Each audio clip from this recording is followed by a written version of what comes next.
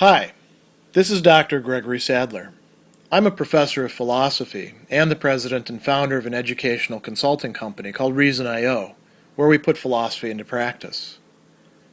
I've studied and taught philosophy for over 20 years, and I find that many people run into difficulties reading classic philosophical texts. Sometimes it's the way things are said or how the text is structured. But the concepts themselves are not always that complicated, and that's where I come in. To help students and lifelong learners, I've been producing longer lecture videos and posting them to YouTube. Many viewers say they find them useful. What you're currently watching is part of a new series of shorter videos, each of them focused on one core concept from an important philosophical text. I hope you find it useful as well. One of the useful ways of making our way to tranquility, a very important means that Plutarch is going to discuss in that treatise on tranquility, is how we make use of, or you could also translate it as deal with, things and our circumstances that we encounter. And he's going to begin with sort of a general observation that'll lead us to this notion of use. So he tells us that just as the shoe is turned with the foot and not the contrary, so do human beings' dispositions, their diatheses in Greek, these habits, these ways of characteristically approaching things, so do these dispositions make their lives like themselves. And the Greek term for that, sun ex homoiousin, so homoiousin has to do with agreement, right? And sun ex, two different, we could say, modifiers. The sun is with, the ex is out of. And the idea is that if we think about it lexically, these dispositions, they produce the life that is like the disposition. So if we're naturally angry, and that's our disposition, we look at the world as angry people. If we're naturally anxious and fearful, similarly so. And if we're naturally cheerful, maybe we have a better disposition.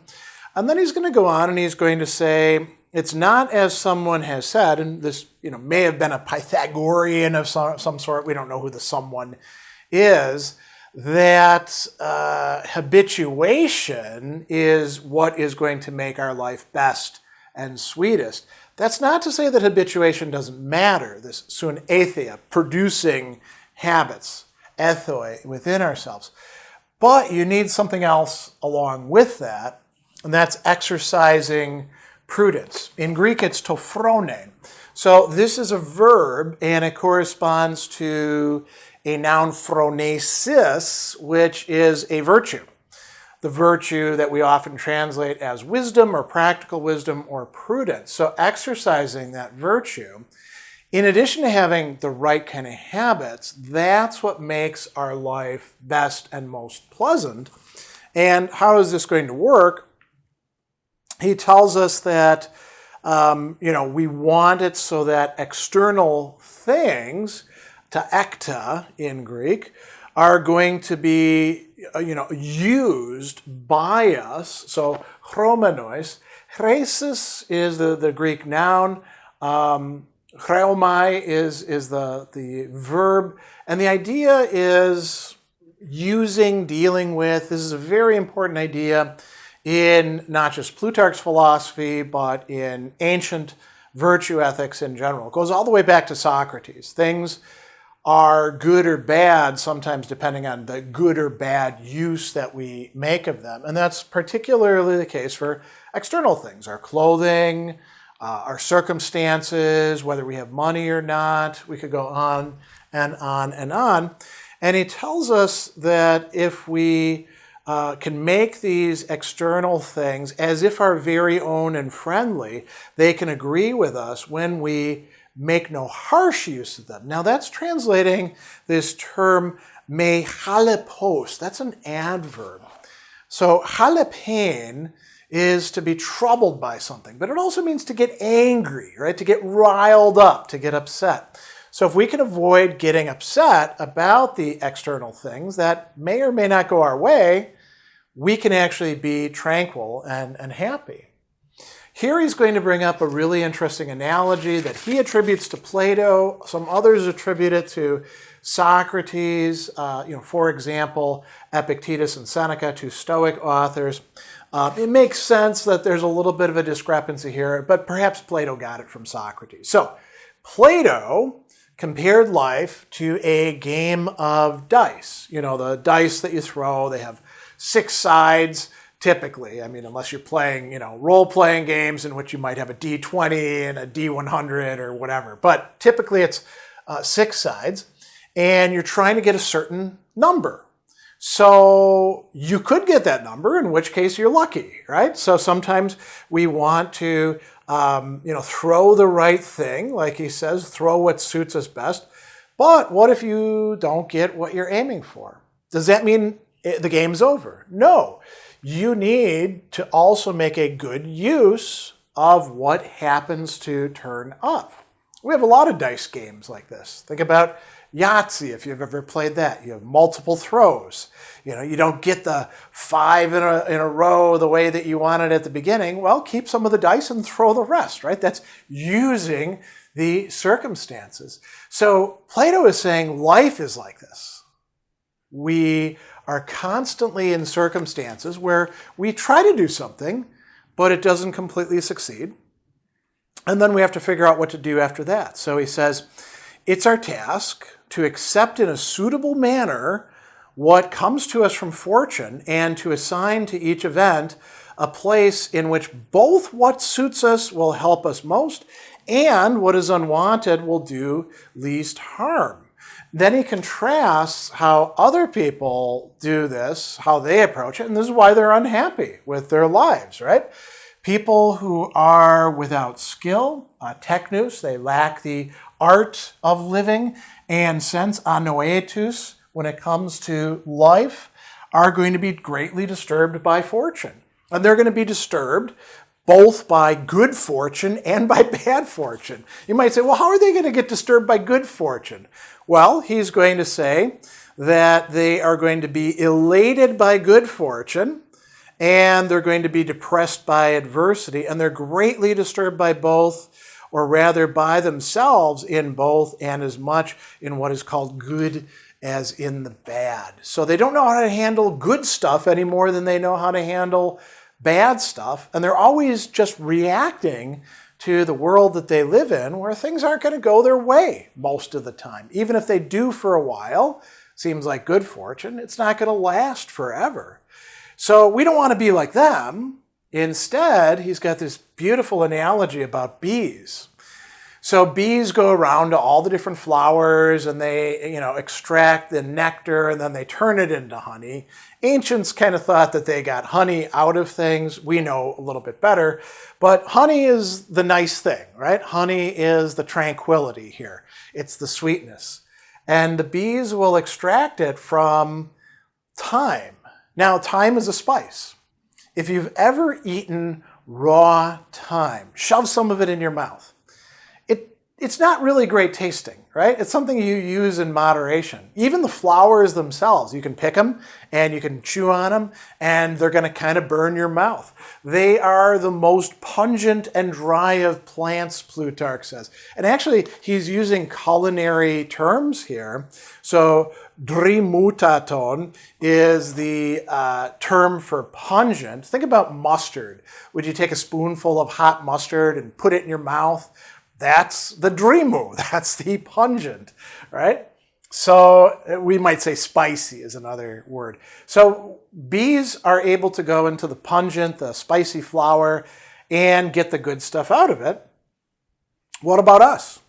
Well, people of good sense, like he's going to say, can take unfavorable circumstances, even the most unfavorable circumstances, and they can find something, like he's going to say, that is useful, khēsimon, in this. Notice that there's a connection between use and usefulness here, right? It's the same word. And suitable, oikeon, something that is literally familiar or of the same household as us. We can find something that we're okay with, even in difficult circumstances. And here he's going to give us some helpful examples. So one of them is kind of funny to begin with, but maybe we shouldn't laugh at it. He talks about throwing a rock and it misses the dog that you're throwing at, but it hits your stepmother instead, who presumably you don't like. And then you say, not so bad after all. Well, you shouldn't be throwing rocks at dogs or stepmothers, but if you are going to, and you happen to hit something, I guess it's good. Let's look at the other examples that are a little bit more appropriate. So he says, Diogenes was driven into exile. This is Diogenes, the famous cynic from Sinope. He's driven into exile because he and his dad get in trouble for debasing the coinage. And they're like, you got to leave, man, because if you don't, we're going to kill you. So what does he do? He goes to Athens. He becomes a philosopher. And this is an opportunity for him to change his life for the better. Zeno of Citium, very important founder of the Stoic school, had one ship remaining. When he learned this had been sunk at sea and lost with all of its cargo, he said, much obliged, fortune, you also drive me to the philosopher's cloak. And Plutarch is going to say, what stops us from imitating these sorts of examples in our own situations? And he'll give you some examples. Were you trying to run for office and you failed? Cool. Now you got some more time to be in the country and look after your own affairs. Were you repulsed in trying to become friends with some great man? Great. Your life will be free from danger and trouble, right? Have you become occupied with matters that take all your time and fill you with cares?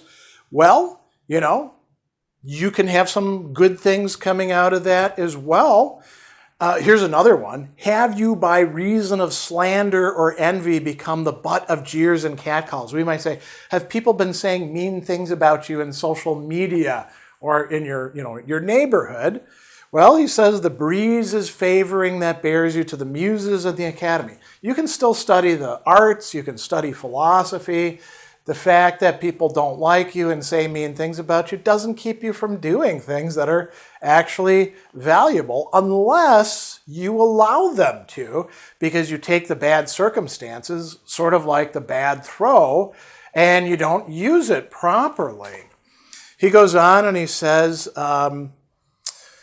it will help greatly towards tranquility of mind to observe that famous people have suffered nothing from the same circumstances as yours. So here's some prime examples. Do you want to have kids, but you don't have kids? Consider the kings of Rome, not one of whom was able to bequeath the kingdom to a son. Are you distressed by your present poverty?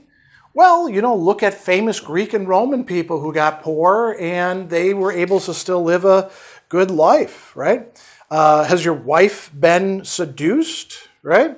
Well, that happens, and it doesn't keep you from being a good person. You could even have bad kids. He gives the example of Stilpo, who has a daughter who's rather licentious, as it's translated here. That means she's screwing around, She's sleeping around, and Stilpo's like, well, she's an adult, and he's getting criticized by other people, and he's like, that's her thing. Doesn't actually have anything to do with me. This is how you can make use of circumstances. And so, we can, like Plato said, we can look at this as I threw the dice. I didn't get exactly what I wanted. I can still play the game. I can still choose to do something valuable, something that will make my life good, even if it can't be the one thing that I wanted it to last week when I was throwing the dice, or right now when I was throwing the dice. And if we can actually adopt this sort of mindset in making use of whatever it is that we happen to run into, we can be, according to Plutarch, quite happy and tranquil.